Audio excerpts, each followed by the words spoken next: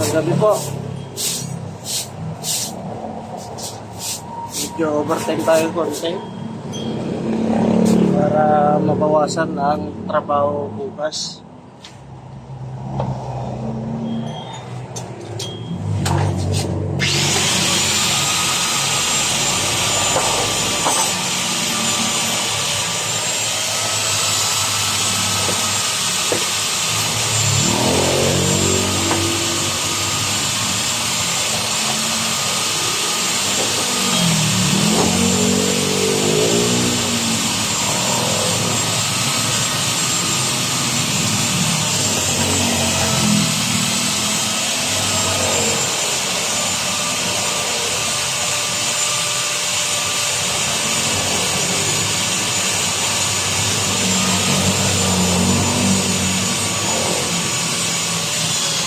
Idol, meron pa bang kung yung sulit na shafting para sa ihe? Kulang tong iwan eh. Kulang tong ginagawa ko eh. Wala eh. Wala na yun yan. Napapansin mo mabulag. Di ba ando kayo yan to? Di ba bukas na?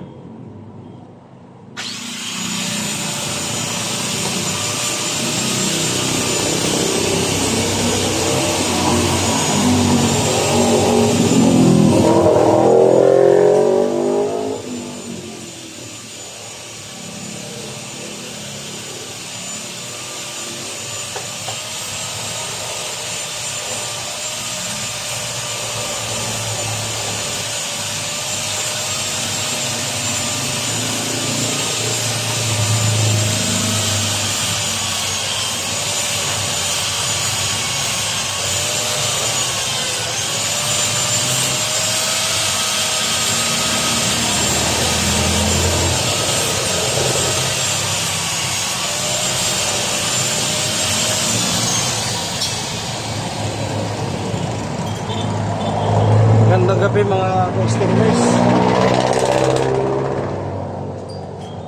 Ito yung ginagawa ko, yung iinalan para dito sa center stand ng TMX. Bali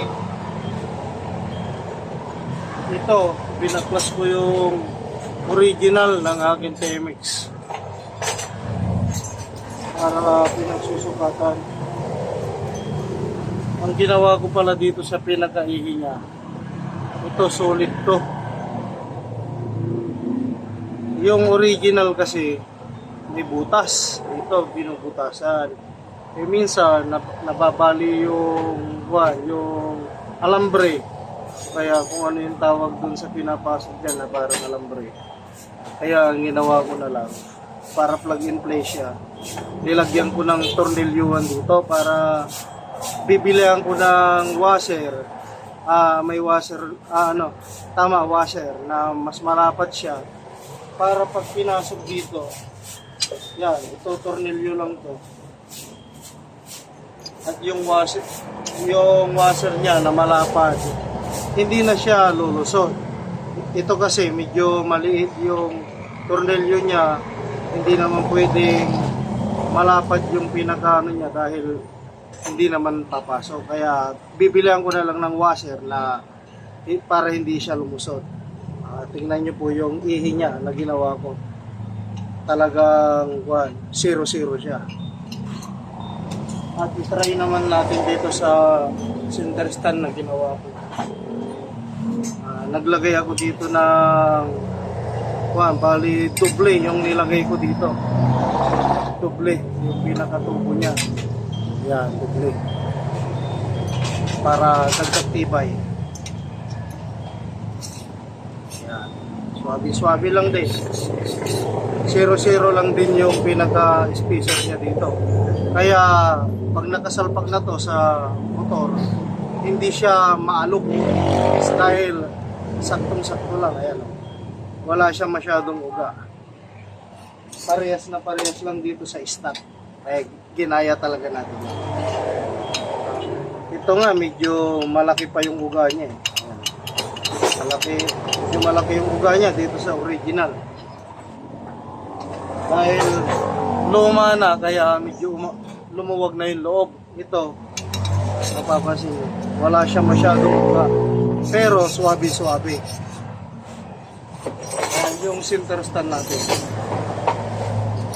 At apat na piraso pa lang yung nagagawa kong ihi. Dahil yung iba, hindi sila bumibili ng ihi dahil buo pa yung original. At ito naman yung sa pambarako. Yan. Yung nilagyan ko siya ng support dito sa ilalim. Dahil dagdag tibay, nilagyan ko ng flat bar. Yan, yung sa barako. At may ihi na rin to. Yan yung ihi niya. Hindi tornilyo din yung ginawa ko rito. Yan. Para plug and play lang siya. Hindi na kayo mahihirapan magpasok sa butas. Butas dito. Ito tornilyo nyo na lang.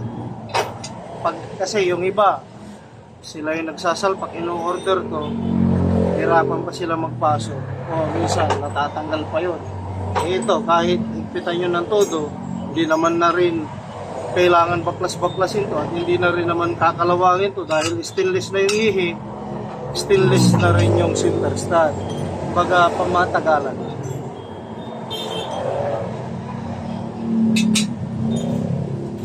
Yung side stand hindi pa tapos. Bukas din dahil hindi na kaya ngayon. Tinapos ko lang to center stand. Bali, lang to 20 pieces tong piniprepare ko na para sa TMX Prusi, pasok yan. TMX 125155. O, ayos yan. At ito naman yung sa pambarako natin. Kompleto na, may mga ihi na. Yung side stand, lilinisin na lang. Ayan, nakaligpit na. Lilinis na kami ng shop dahil bukas naman ulit. Sige mga boss, magandang gabi po sa inyo. At kung may kailangan po kayo, meron tayong available dito na center stand ng Inmax, Honda Click, Sniper. Ayan, meron. Tsaka iba pa, PM send lang po. Mag-iingat po kayo sa pag-uwi. Yung mga boss ko dyan na nasa trabaho pa, pag-uwi nyo po, mag-iingat po kayo dahil maulan at mga tao sa bahay nyo. Maraming salamat. Ride safe. Okay. Ayan. Triple S stainless. Oh yeah.